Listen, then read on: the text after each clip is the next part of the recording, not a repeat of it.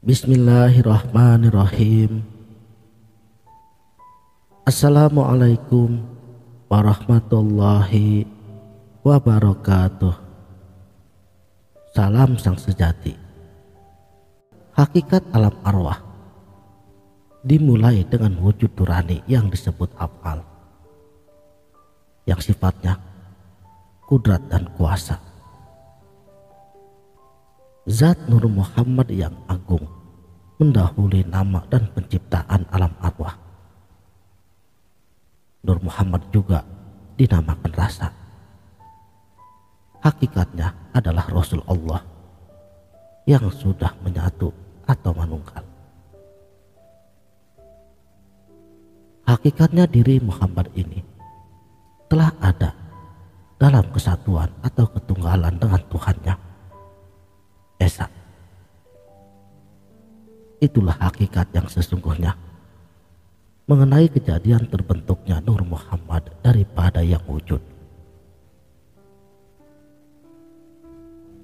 Di dalam serat Wirid Hidayat Jati, di situ dijelaskan bahwa ruh idofi artinya nyawa yang jernih, hakikat sukma yang diakui keadaan zat, yang merupakan af'al atma menjadi tempatnya alam arwah, dan ditandai dengan keberadaan al-arwah dalam bentuk jamak. Karena sejatinya semua ruh itu dibentuk dan berasal dari alam arwah. Alam al-arwah yang berwujud nurani adalah alam yang diciptakan oleh Allah tanpa perantaraan apapun. Allah menciptakan melalui perbuatannya yang disebut dengan af'al.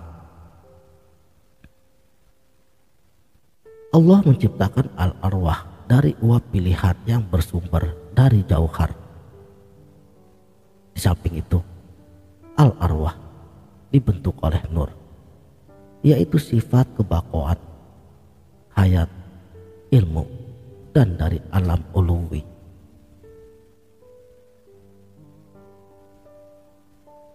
Tentang alam al-arwah ini, tak ada sesuatu apapun yang mengetahui keberadaannya, kerahasiaannya, dan keberadaan alam al-arwah hanya Tuhan sendiri yang bisa menyingkap tabirnya. Sebabnya, jika hal itu tidak dirahasiakan, maka sujudlah semua orang kafir kepadanya. Karena semua makhluk hidup yang ada berasal dari alam uluwi yang hakikatnya adalah murni. Dengan kata lain, al-arwah berasal dari zat hak Allah Ta'ala. Tegasnya, pengertian alam ruh al-arwah ini karena semua arwah terjadi daripadanya, di mana wujudnya masih dalam bentuk kejamakan, dan pada alam ini belum ada individualisasi kehidupan bagi makhluk. Karena segala bentuk kehidupan, baik malaikat, manusia, hewan, dan tumbuh-tumbuhan berasal dari alam al-arwah ini. Di dalam sifat al-arwah yang digolongkan ke dalam 4 kelompok, yakni namiyah, mutaharrika, natiqah, dan ruh kudus. Ruh namiyah adalah membentuk kehidupan manusia, hewan, dan tumbuh-tumbuhan. Pekerjaannya memelihara dan menumbuhkan. Sedangkan ruh mutaharrika yang kelak bersemayam dalam diri manusia dan hewan. Ruh mutaharrika juga disebut sebagai ruh hewani, sebab semua hewan bergerak karenanya. Sementara ruh natiqah yang disebut juga sebagai ruh insani adalah pencipta dan penggerak kehidupan manusia. Ruh natiqah berasal dari alam amr, tempat asalnya ruh dan nafsu, yang merupakan perlambang dari Adam dan Hawa. Sedangkan yang disebut dengan Ruh Al-Qudus, yaitu faid nur zat Allah, di mana merupakan penggerak bagi semua nabi dan rasul yang bersifat mukjizat dan keramat.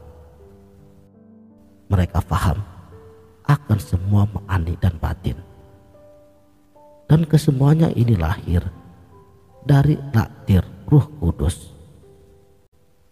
Disebut faid nur zat Allah karena ruh tersebut terbuat dari cahaya pilihan. Maka manusia tersebut paham dan mengetahui berbagai hal yang tersembunyi yang bersifat batin, sebab jiwanya tidak lagi terpengaruh atau terbebas dari hal-hal yang bersifat batil. Saudaraku, sang sejati, alam al-arwah terbentuk dari tajalli penyinaran Nur Muhammad dari zat ilahi, yaitu alam kabir atau alam besar. Nur Muhammad menerangi segala alam, dan nur inilah yang membuat semua makhluk Allah itu hidup dan bergerak. Nur tersebut juga meliputi alam. Tiada suatu apapun yang tidak diliputinya. Ia yang memelihara alam dan melingkarinya. Nur Muhammad yang juga hakikat rasa adalah hakikatnya wali Allah, dan keduanya tak dapat dipisahkan. Keduanya dalam bentuk nama yang berbeda, namun hakikatnya tersamar dalam keesaannya. Alam al-arwah adalah hak Allah Ta'ala dengan sifat-sifatnya.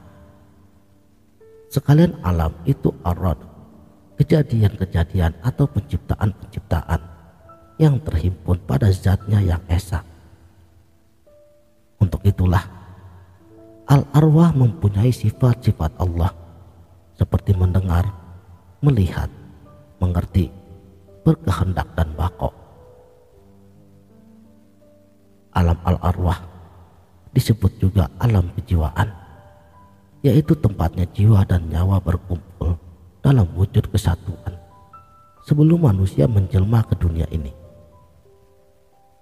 Dalam alam al-arwah itulah kita mengikat janji dengan Allah dan mengakui bahwa Dialah Tuhan satu-satunya yang wajib kita sembah, tiada yang lainnya.